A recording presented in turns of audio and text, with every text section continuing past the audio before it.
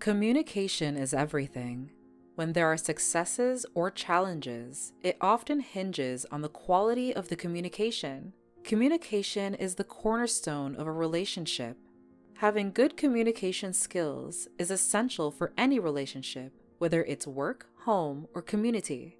Sometimes we have the biggest challenge communicating with our family or partners in a love relationship.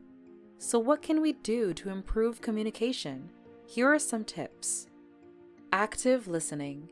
Keep in mind when communicating with your partner, sometimes we don't listen well. Sometimes we tune out our partners because it may seem the partner continues to talk about the same things over and over.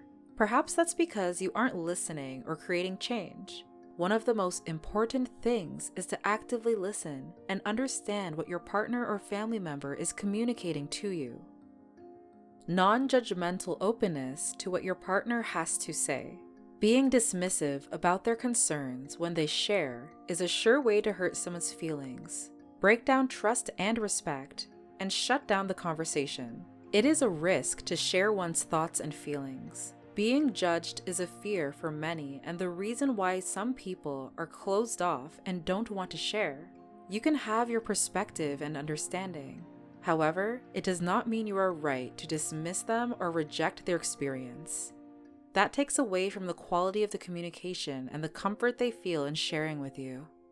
Avoid interrupting.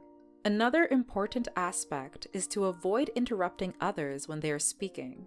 It is rude and implies that what you have to say is more important than what they have to say, and a sure indicator that you are not listening. We often overlook this. We might become constant interrupters or finish their sentences because we know what they are going to say. It's an aggressive communication style, and again, implies you lack the patience or consideration to allow them time to communicate. Competing or trying to convince them you are right. Sometimes it is easy to resort to manipulating or nagging your partner, insisting they do things a certain way, usually your way. Being aware of this pattern is extremely important because you can choose to take a breath and listen to them and choose your words more carefully to allow a compromise or understand why your partner prefers their way of doing something or viewing it the way they do. There is an opportunity for understanding, which is the basis of having a conversation, not to argue to be right. Trust us, it's much better to be kind than to be right.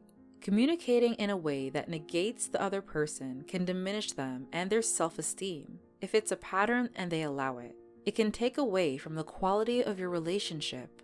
Avoid stonewalling or silent treatment. Simply put, stonewalling means you're not engaging in a back and forth interaction. It is coercion to have them see your point of view or change. When your partner comes to you to share and you shut them down, instead of making a connection, it builds a wall between the two of you. Stonewalling is detrimental because it hinders sharing, communication, and working towards resolution or goals together. You can't align if you're not communicating. So practice healthy ways of communication. Try to understand the other person's perspective, and relationships would be so much simpler and stress-free.